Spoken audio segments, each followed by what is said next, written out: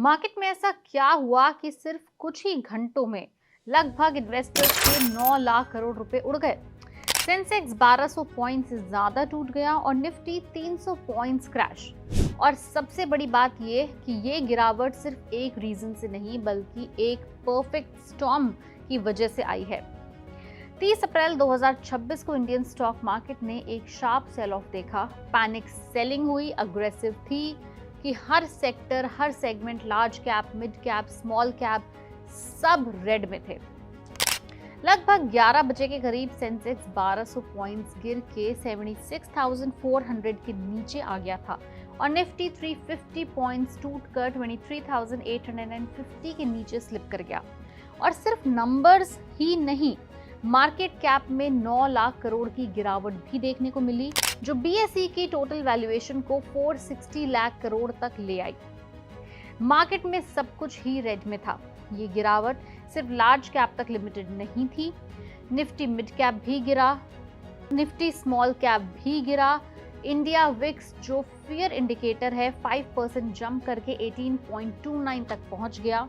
Simple language में अगर हम कहें तो मार्केट में एक फियर था, डर था, प्लस अनसर्टेनिटी थी और उसकी वजह से दोनों गिरते चले गए।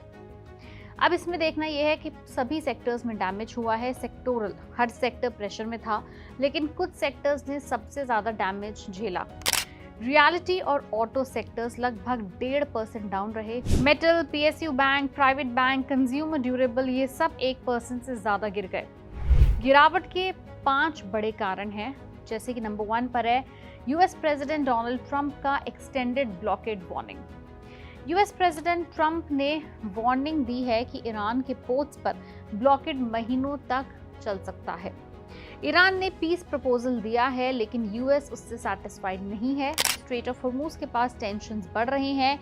ये वही रूट है जहां से दुनिया का मेजर ऑयल सप्लाई होता है। अगर यहाँ पे डिस्टर्बेंस हुआ तो ग्लोबल मार्केट्स हिल जाएंगे। इसके बाद बड़ा कारण है ऑयल प्राइसेस $120 पर बैरल के पार। सबसे बड़ा ट्रिगर क्रूड ऑयल है। ब्रेंट क्रूड $123 पर बैरल तक पहुंच गया है। रशिया यूक्रेन वॉर के बाद ये हाईएस्ट लेवल्स हैं। इंडिया जैसे ऑयल इंपोर्ट डिपेंडेंट कंट्री के लिए ये काफ़ी डेंजरस सिचुएशन भी पैदा कर सकता है। इंपोर्ट बिल बढ़ेंगे, इन्फ्लेशन बढ़ेगी, इकोनॉमिक ग्रोथ स्लो हो सकती है। तीसरा बड़ा कारण है और बहुत सीरियस है, वो ये है कि रुपी ऑल टाइम लो टच कर गया। इंडियन रुपी गिर के 95.07 पर डॉलर आ गया, जो कि हिस्ट्री का आज तक का सबसे लोएस्ट लेवल है। लेकिन ऐसा हुआ क्यों? बता दें कि हाई ऑयल प्राइसेस का मतलब होता है ज़्यादा डॉलर की डिमांड, वीक करेंसी का मतलब होता है और भी महंगाई का प्रेशर। ये एक नेगेटिव लूप क्रिएट करता है जो मार्केट को और वीक करता है। इसके बाद एक बड़ा कारण है कि ग्लोबल मार्केट्स भी प्रेशर में है। ऑलमोस्ट सभी, सिर्फ इंडिया नहीं, ऑलमोस्ट सभी ग्लोबल मार्केट्स रेड में ही ओपन हुए। जापान करने के लगभग 1.2% डाउन, हैंगसेंग 1.3% से ज़्यादा डाउन, कॉस्पी 0.5% डाउन।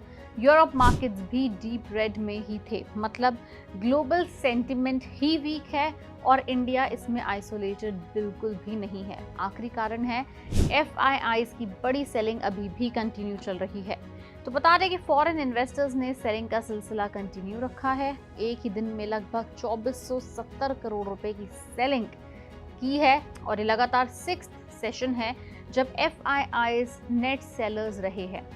जब एफआईआईज पैसा निकालते हैं तब मार्केट पर डायरेक्ट प्रेशर पड़ता है और मार्केट गिरने की संभावना में आती है। अब समझने वाली बात यह है कि आगे भी इस तरह की गिरावट कंटिन्यू रहेगी। तो मार्केट एक्सपर्ट्स के अकॉर्डिंग 2 मेजर रिस्क्स होते हैं। एक, अगर क्रूड ऑयल वापस से $120 के आसपास रहता है तो ग्रोथ स्लो हो सकती है, महंगाई बढ़ सकती है। ग्लोबल एआई बूम अगर आया तो यूएस और कोरिया के टेक स्टॉक्स स्ट्रॉन्ग परफॉर्म कर सकते हैं। इससे इंडिया से पैसा बाहर जा सकता है। अब ऐसे में इन्वेस्टर्स क्या करें? तो इन्वेस्टर्स को पैनिक होने की बिल्कुल ज़रूरत नहीं है, लेकिन स्मार्ट रहना बहुत ऐसे में ज़रूरी है। स्ट्रॉन्ग Q4 रिजल्ट्स वाली कंपनीज पर फोकस करें, ओवर वैल्यूड स्टॉक से दूर रहें, कैश पोजीशन मेंटेन करके रहें। लॉन्ग टर्म इन्वेस्टर्स डिप्स को अपॉर्चुनिटी की तरह ट्रीट करें। तो ओवरऑल पिक्चर ये रहेगी ये मार्केट एक परफेक्ट स्टॉर्म अभी फिलहाल फेस कर रही है, लेकिन हाँ, जियोपॉलिटिक्स प्लस ऑयल और उसके साथ ही साथ रुपी के ऊपर जो प्रेशर पड़ रहा है वो बड़े कारण हैं जिसकी वजह से आज हमने इतनी बड़ी पैनिक सेलिंग देखी। और जब इतने सारे फैक्टर्स एक साथ आते हैं तो मार्केट का गिरना ऑलमोस्ट इनएविटेबल यानी निश्चित हो ही जाता है।